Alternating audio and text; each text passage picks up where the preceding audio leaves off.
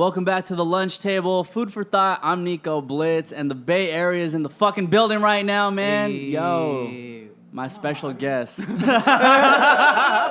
Hey. Special guest in the building. He goes by Della Musik. Della, what's poppin', man? Good, bro. Good to finally meet you. Finally, man. You know, it's crazy because this entire time, because I think I've known you for like a couple months now, Yeah. and it's like I think of it as like when you make friends on MySpace and you don't really like know them until you actually meet them. Yeah. So it's a pleasure, dude. Nice to fucking on, meet like, you. IG Live and stuff with Krizia, you know.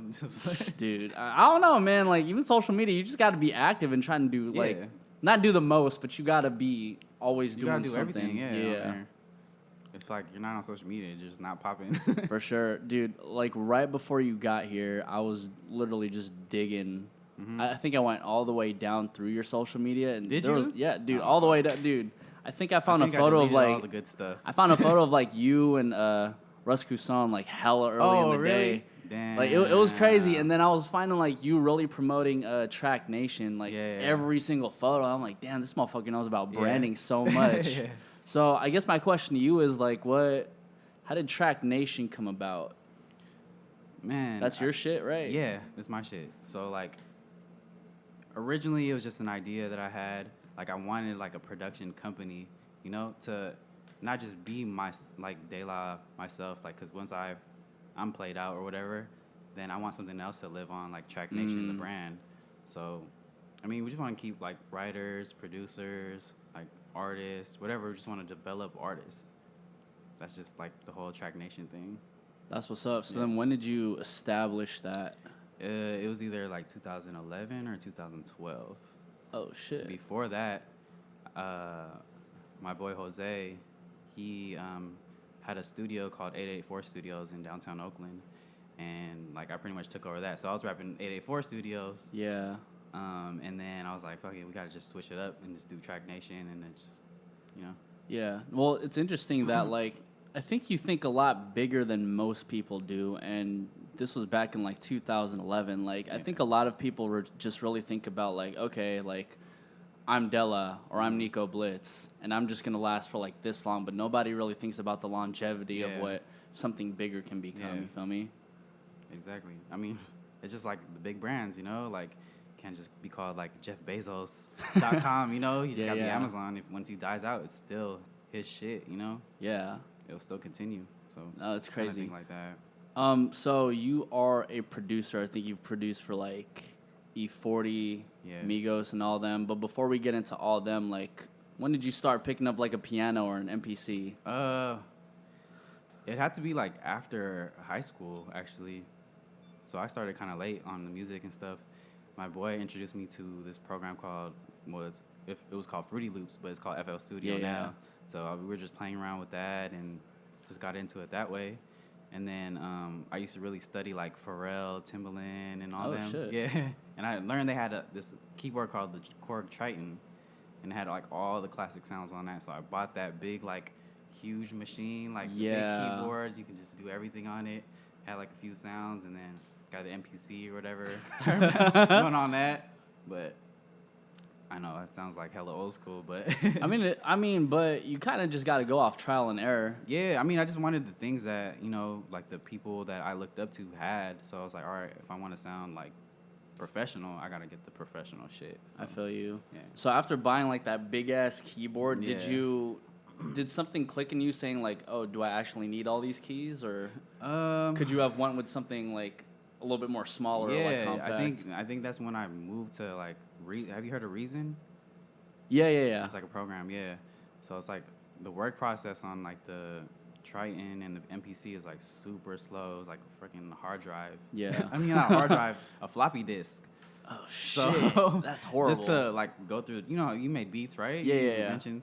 So, like, go through, like, a kick drum or, like, a clap or something like that will take, like, 10 seconds just to hit one. Just to clap. record? No, just to, like, find one sound, to listen, to preview one sound. So it's like, it was taking forever. That's horrible. Now you just hit a mouse and just.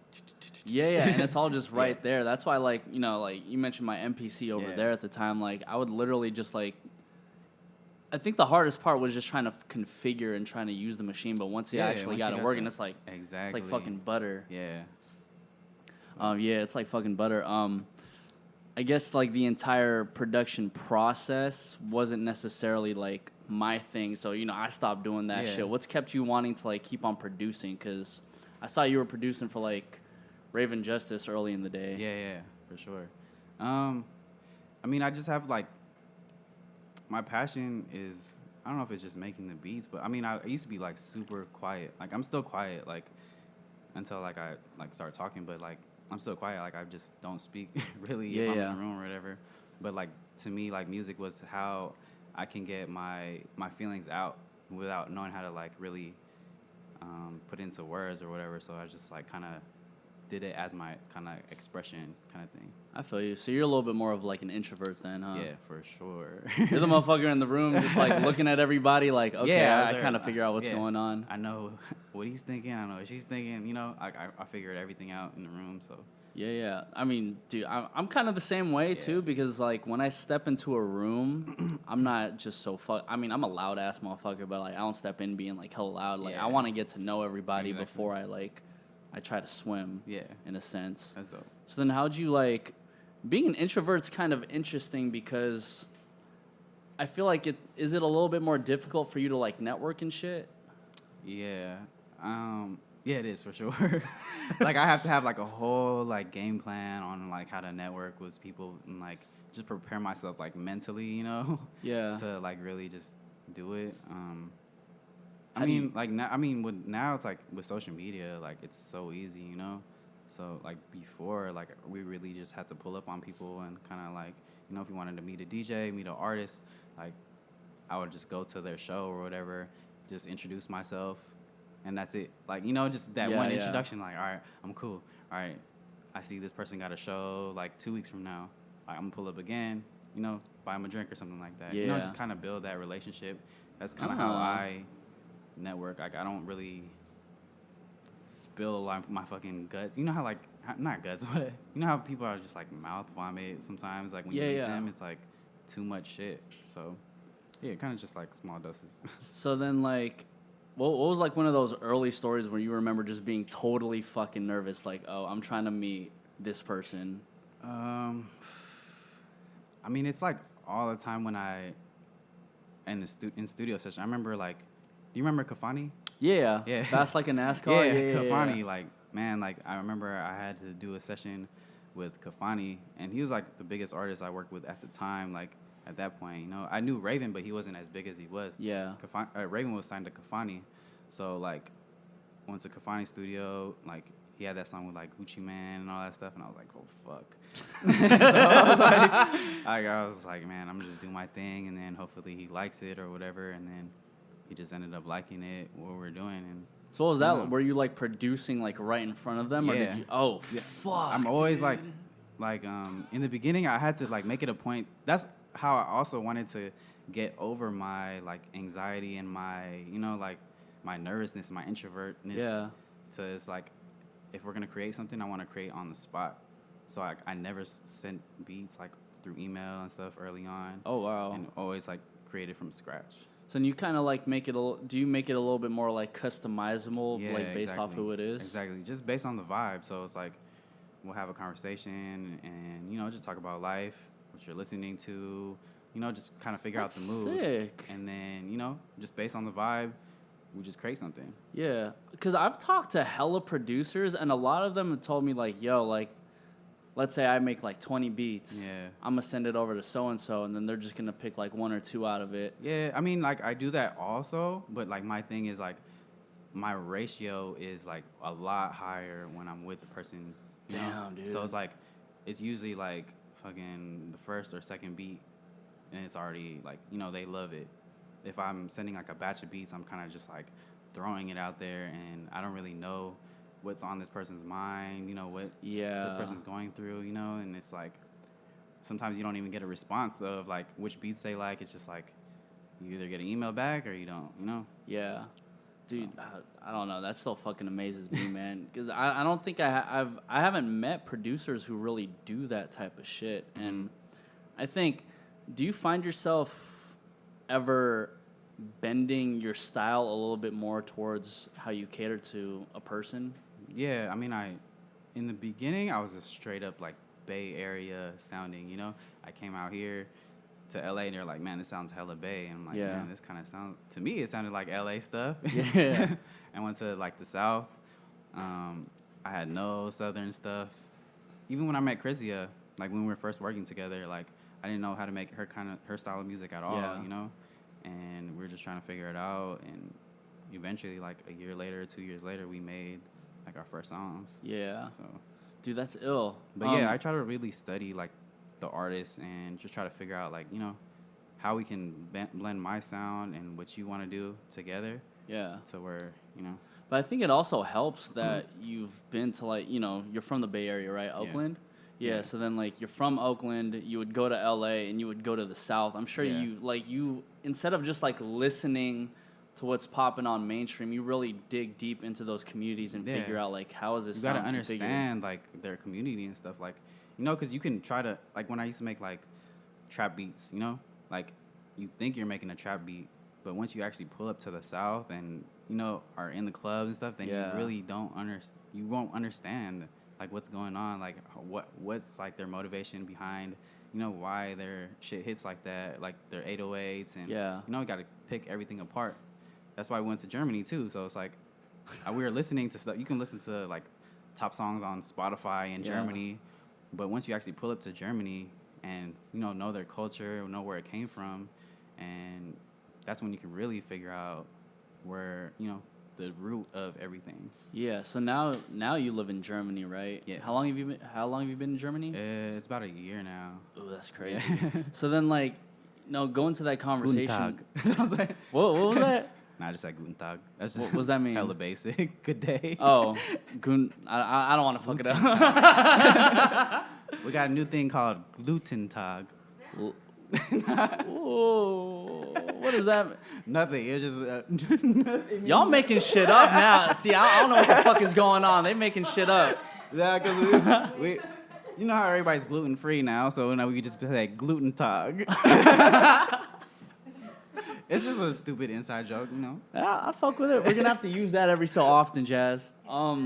You just say that to all your gluten-free people, like, oh, Gluten Tag. Gluten Tag?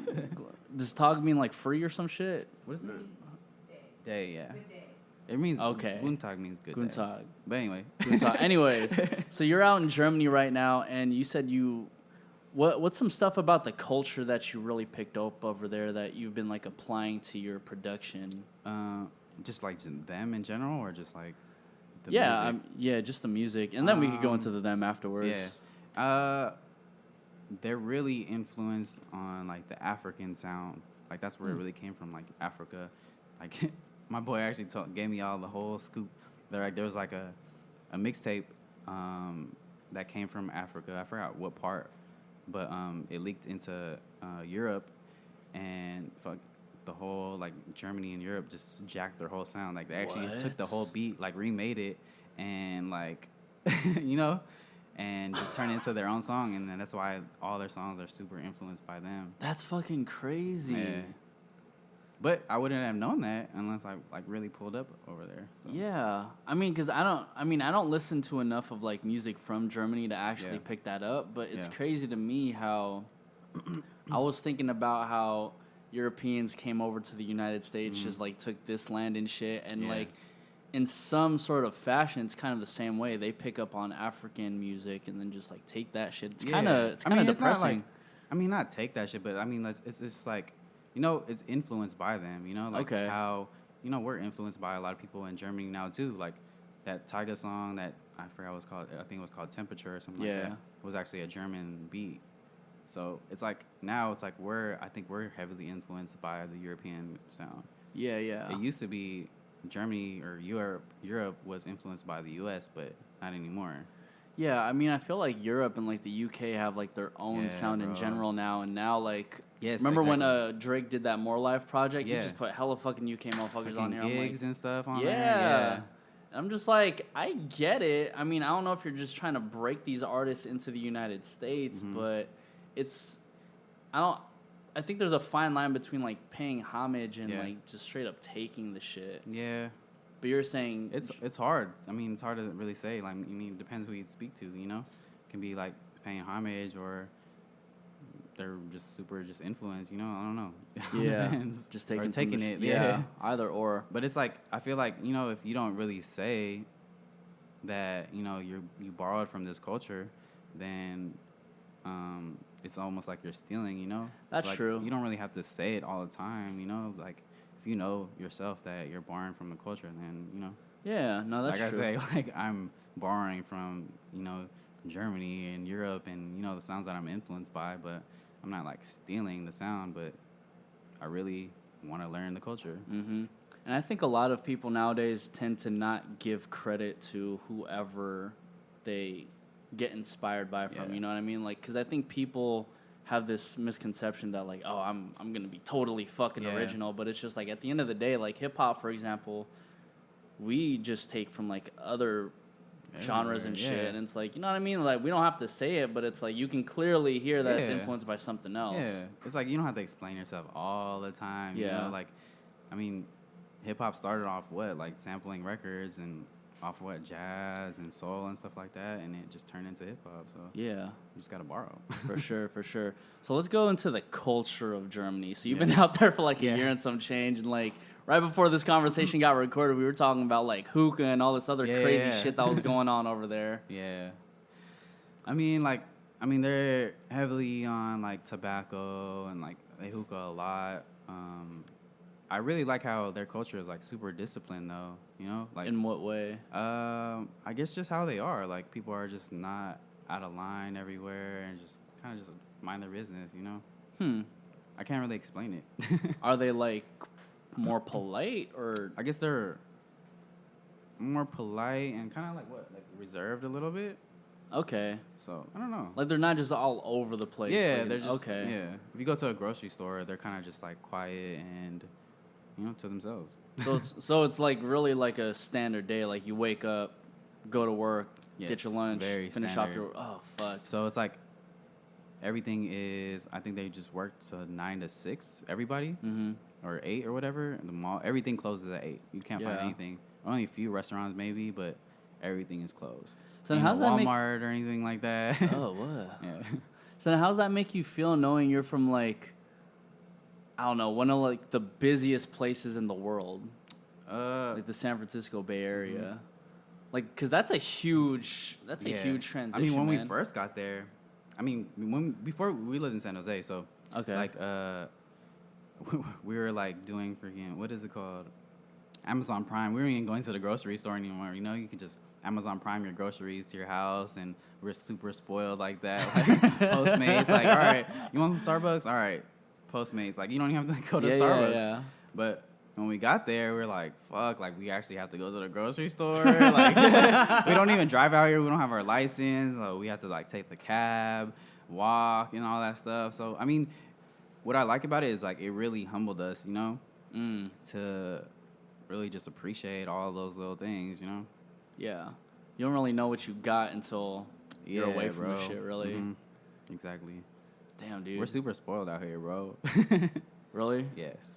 Like, in what ways? I mean, like, shit, like I said, like, you can just order groceries online through your phone, and it'll just show up at your house. And yeah, dude. Convenience, you know? Super convenient. That's why... Uber, there's no Uber over there. What? Yeah, it's just taxi cabs. You gotta call a taxi. I know it sounds stressful. Like, you gotta pick up the phone, dial the taxi number. I mean, it's like, it's not the most stressful shit in the world, but it's just like, I don't know if the United States is that much more advanced, or if Germany just prefers a more simpler They're really lifestyle. old school, yeah. They like that kind of stuff. They don't like the flashy kind of lifestyle, or if you just like, you know, kind of, they don't want to seem like you're like, they don't want to show off or anything like that. They just have a really cool, like, lifestyle. Yeah. Which is They're happy with it. I mean, yeah, everyone's happy. It's cool. I don't know why. Like, nobody's, like, grumpy and stuff like that. Everyone's really happy. No one's in a rush. Everyone's chilling. No traffic. No traffic. They got the Autobahns, no speed limit, no accidents. Like, you know, there's something that they're doing right over there. Yeah. Do you find your quality of life, like, that much better since moving out there? I think so. I mean, yeah. I mean, I can't explain it, but yeah, I think our quality of life is a lot better right now over there. Yeah. I mean, it's less stressful and stuff like that. I mean, we can drop in here to the, the Bay and LA and Vegas, and it's like, it's overwhelming, Yeah. But it costs a grip for you guys just to come out here every so often, huh? Yeah, I mean, this is our first trip back, in a year, so, I mean, we'll probably plan on coming back again, like, next year, so. Yeah. But cool. but do you miss it, though? Like... Hell yeah. We're just already talking about, like, okay, should we move to LA now or Vegas or what's going on? Damn, dude. It's crazy how you guys just have so much, or it just seems like you guys have the liberty to do kind of whatever you want to do. Where's that coming from? Is it coming from, like, the producer money, or is it just coming from, like, off your own free will? I mean, just our own free will and, like, just having the freedom to, like, not be stuck in one place, like, right now, like, thanks to the internet, like, we can make money online and never have to see the people yeah or anything like that, because in the Bay Area I was pulling up on people and doing sessions, and I had my studio and stuff like that, so I'm not doing that anymore, and it's like, it's cool. Like, I have more freedom now. Yeah, dude. We're happy that way. It's like, I feel like we can move anywhere we want, if we want to go to New York, if we want to go to LA, like, we can make that decision. So I think right now it's like dope that people have the chance to do that. Like, there's 15-year-olds doing that shit, Yeah. And that's the craziest part about the whole thing is just that we see, like, little ass YouTubers doing the craziest shit on, like, they're just living their life, having fun, and can do what they want. Like, right now I'm getting like internally I'm feeling so much happiness for you guys, because I feel like not a lot of people really understand or find the liberty that they actually have to live in this world. You know what I mean? Like, there's so much freedom, like, there's, I don't want to get super deep, but, like, like, people like put a boundary on yourself, like, what you can do, or what you're capable of, and it's like, you got to separate yourself from, like, a lot of people to really see that kind of stuff. Like, everybody knows their own potential, but it's just like, do you want to work hard to actually achieve that, or are you willing to take that risk, or willing to go really the extra mile to do that stuff, Yeah. Damn, dude. I don't know. It got kind of deep over there, man. I'm over here just like, it's crazy because from my past, you included in, like, my past couple of guests, that we've been getting, like, in such these sentimental ass moments where I feel like I'm actually learning something from you guys, you know what I mean? Because, like, all of you are coming from, like, different parts of the world and shit, and it's just like a cluster of information that's at least hitting me, and I'm hoping it's hitting everybody else too. Nah, it's weird. I mean, it's just all, like, perception, like, last night, like, we stayed an extra day in Vegas. Yeah. Because, like, Louis just got a spot out here, but he couldn't move in yet, So we were supposed to crash at his place. But then we were like, all right, well, shit, what should we do? Like, at that point, we were, like, thinking about just backing out of even going to LA and just going straight back home to the Bay and just give up, But we found a way. We were like, all right, because Love Rants came to go see us perform, or Krizia and Louis perform in Vegas. So he had an extra room, and he was leaving that night, or he left during the day or whatever. So we just, like, crashed at his room. We're like, hey, let's stay at your spot. And then we're like, fuck, we're not going to go out tonight. We're just going to chill because we got to wake up early. But we're like, fuck it, we got to go see some DJs. Remember? You just like, fucking... fuck it, we got to see some DJ. We're tired. We're like, all right, we're going to go for, like, 30 minutes, just show up, say what's up. We ended up staying till fucking, like, 3, 4 in the morning or something like that. 30 minutes becomes like 4 hours, dude. Fuck that, but man. That was, like, the most productive day we've had so far. Yeah. But, I mean, some people could have saw it as, like, like, fuck it, I'm going to sleep in. But you just got to just kind of just push through and find, like, little small opportunities or That's whatever. true, man, because it's like, I mean, what was going down at that, at that DJ thing? Because I'm assuming you guys probably had, like, a shit ton of drinks, shit ton of fun, but, like, did anything else, like, really catch your attention that you didn't really expect? It was just, like, so much love that we had, like, DJ Arsky, like, he's Filipino, too. He's, like, from Vegas. Or he's from the Bay. He moved to Vegas, so he always showed me love for, like, the past, like, years, and always played our music. So he told us to pull up. It was just, like, a local spot. But we went up there. he had people come through and just like, hey, we got De La in the building, Crizzy in the building, Yeah. Caress in the building, you know, like shouting us out every like That's sick. song Yeah, or whatever, yeah. introducing us to everybody. Like somebody drove like 30 minutes out just to see us, you know. Like he FaceTimed somebody like, cause I guess he was trying to connect with me on Instagram. Yeah. I didn't see the message or whatever, so he called him up. They drove like 30 minutes out from the studio session just to go, you know, see us, and we left. We were only talking to him for like 10 minutes, you know. Yeah. But it's like stuff like that. Like you don't really see people like go out your way, That's go out true. their way to just like, you know, kind of show their appreciation and like, I don't know. Yeah. They get showed a lot of love, man. No, that's sick, dude. I mean, because I know this wasn't the first time you guys have performed in Vegas, though. So Yeah, their second time. Yeah. That's all love, dude. That's amazing. You never really know what the fuck can happen from just a Vegas night. It was just like whatever, you know, it was like a whatever night, and then it just ended up being super dope. Yeah, for sure. With that note, I wish I could have went to DMP Fest. I was trying my fucking ass off to fucking go, dude. I was pissed. I was pissed I couldn't go because I was actually in Vegas last week. Catted, man. Then I did the 88 Rising Festival. Then I was like, fuck, like, I need money. I need to fucking go. But I wish I could have seen y'all perform. Like, what was that experience for you guys, like, knowing you guys shared, like, a stage with, like, All fucking Black. the Pack, Yeah, the All Pack. Black, Neff the Pharaoh, all Yeah. them, dude? Like, It was dope. I mean, it was dope for me to see, you know, Louis perform for the first time and Crizzy perform over there again for the second time. She's the only female singer. Or, you know, it was amazing. tight. You know? But, yeah, I was, like, super proud and just proud to see, like, the Bay there and stuff. Like, Lil B performed with the Pack for the first time in a long time, That's fucking you know? ill, yeah. It was, like, it was dope. That shit was going dumb. All I was stuck on was all these Instagram stories, seeing Yeah. the Pack, and I was like, fuck, man, I wish I could have fucking went. It was lit. Yeah, it was lit. That's sick. So I know you manage Louis and Krizia too. Yeah. Like, I guess, how long have you known Louis for? Less than like 6 months or something like Oh, that. You shit, know, like we hella followed recent. each other on Instagram. He sent me his music a few times. You know, checked it out. I wasn't like super impressed, but I went back again. You know, I just gotta be honest. Like, you know, like people send music all the time. I was like, he's cool. Like, but I told him to send me some music again.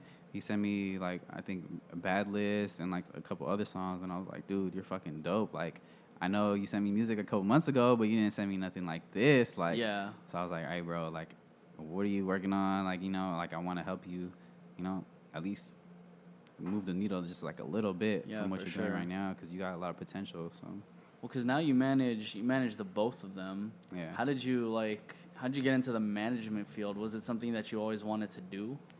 I mean, it's part of the overall vision that I have, you know, like I think all like the great producers and all that stuff like have an artist that they kind of broke. So I feel like, you know, if I could produce for all these other people, but I won't really have a name for myself until I like create something from scratch, you know? Yeah. Have that kind of respect. And for me to be able to do it every time again, you know? Like, what if, I don't know, Louis and Krizia aren't artists anymore, like 10 years from now? Like, I want to learn how to create another artist and keep it going. Oh, you know? shit. And create another team. Like, you know, if I have like Jose I brought him on to, you know, help manage Louis. So, like, we can figure it out together. Maybe he can branch off. You know, we'll have a Traknation management team, and he can have his team here, and I have another manager. You know, just have a bunch of people just developing artists. Just keep the whole cycle going, you know? Yeah. You know, for being such a fucking introvert, like, you have a lot of fucking thoughts running through your head. Like, you're answering so many other fucking questions that I had, and I'm just like, damn, like, I'm kind of dried out. Like, My bad, bro. No, it's good, bro. You squeeze out, like, because I'll get people who come in here, they won't even, you know, they'll just talk like this. I think it was the Hennessy. It probably was the Hennessy, you know what I mean? It was probably the Hennessy. Like, you already explained what the fuck you're going to do for the future and shit. Like, you know, what's nuts to me, and, just after knowing you for a couple months and actually meeting you in person, like, now I see your vision is, like, that much more fucking clear. And it's like, damn, dude, like, because I didn't know what the fuck Traknation was to begin with, but just to know that, like, you have this vision of, like, a gang of producers, a gang of artists, even, like, a fucking management team, maybe even a record label one day, you feel me? Like, it's all amazing, and it's cool that we got to have you before all of it, like, really fucking blossoms out to, like, You know what I mean? We'll check back in this interview later on. No, yeah, Like, okay, for let's sure. see. Yo, Della, where can they find you on the gram and all of that? At De La Music, DelaMusik. Tight, man. So, it's everywhere. Yo, make sure you follow this guy. Super producer. Dope guy. Gonna be in Germany. Hopefully in LA soon. Maybe we'll smoke hookah next time you're here. Yeah, man. I'm Nico Blitz. This is The Lunch Table, De La Music, Traknation, and we are out, everybody. Peace. Hey, thank you, bro.